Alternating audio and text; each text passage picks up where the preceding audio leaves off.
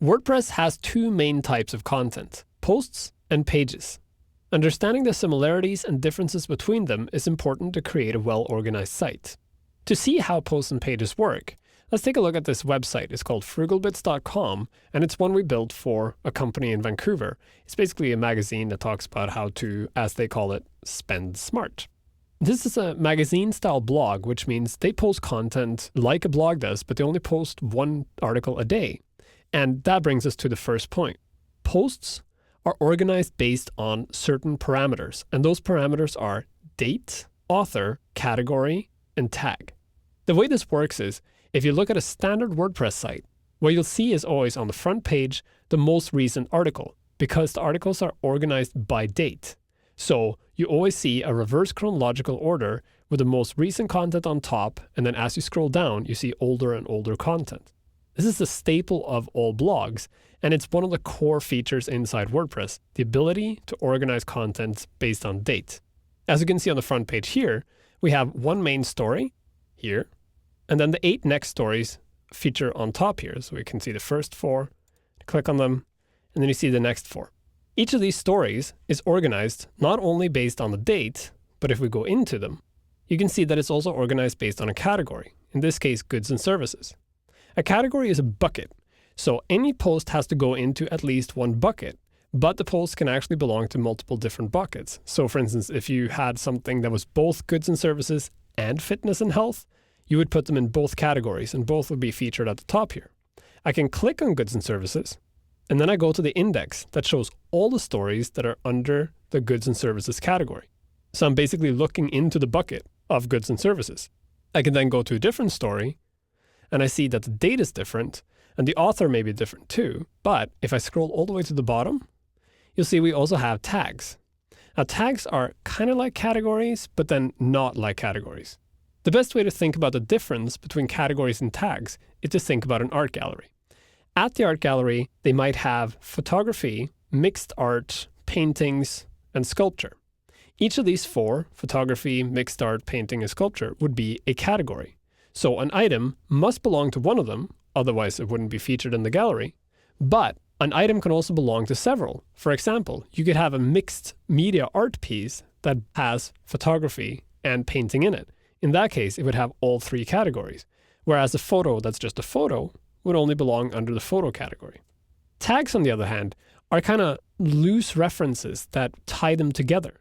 So one tag might be a color, say red, because multiple items have red in them, but it could be an item from either 4 of the categories. Or a tag could be the name of a model that's in several of the art pieces. Or it could be the technique used to create something, or the lighting, or the location, and a bunch of other things. So other items that you might want to organize based on, but that are not really main categories, would be considered tags. To see how the author function works, if you click on one of these columns here, you'll see all the posts by one particular author. And when you go into that post, you'll also see information about that author. And here you even have a Gravatar hover card. This is just a different way of organizing it, which means this post also lives under the DIY category, but it's now organized based on the author rather than the category. This is great if you have a multi-author blog. Finally, posts also have something called featured images. You can see the featured images here at the top. These 4 images here are all featured images. They're images that are attached to the post, not in the post itself, but rather referenced by the post, so that we can display them either on the front page, or we can go to a category list, and then you see the images featured here on the side. The featured images are great because you can use them in index pages and display content without actually having to go into the whole post. As you can see, all we're seeing is the featured image, the title, and a short description. Whereas when we go in, we see a much larger version of the image and the full story. An extra feature in posts is that you can attach breakpoints in the posts. A breakpoint will appear in an index page, and you can see it right here on the front page. When we scroll down and read the story, it only goes a little way down the page before we get this link that says continue reading. That's the breakpoint. When we click on the continue reading link, we jump directly to the second half of the story. So you see, this is where it broke, and here's the rest of the story. That means you can feature part of the story on the front page, and then the rest comes after the jump, as they call it. So what about pages? Well, pages are quite different from posts. First of all, whereas posts are content that constantly updates and you always post new stuff, pages tend to be static content that you create once and leave on the site, easily accessible for a long period of time. It rarely changes, and it really needs to be in one tied up location. One example is this link up here at the very top of the menu that says, "What is FrugalBits?" It's kind of the about page of the site, and when we go to it, we get the static page. No category, no date, no tags, and no author. This is just information about the site itself. If we scroll down to the bottom, you'll see there are more pages. We also have legal pages, and you'll notice that the legal pages look completely different because pages can have page templates. So a page template can be assigned to any page, and it'll change the layout of that page completely.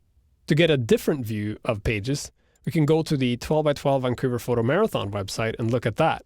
Here we have far more pages than we have on the FrugalBits site, and most of them are in a menu. So the general rule of thumb is, if you have a single bulk of content, so one story you want to publish, but you think that it belongs in the main menu, then it's probably going to be a page, because pages are static content that should be in the main menu so they're easily accessible, whereas posts are more stuff that comes into the stream and is there for a while and then goes away. So here you see we have an about page, and since this is a contest, we also have subpages or child pages about the team, the judges, and other media content. And we have a regular contact page that gives you contact information about the event.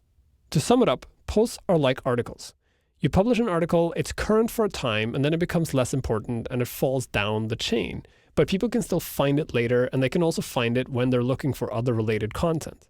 Pages, on the other hand, are more like static content that you want to put up because you want to give people information about things like how to get in touch with you, or about the publication as a whole, or other kinds of information that aren't necessarily about the content itself, but rather about how it's displayed or who is displaying it. Think a bio for an author, a contact page, or an about page for the entire website. Using pages and posts the right way in WordPress will help you create a site that is easy to navigate and content that is easily accessible to your visitors.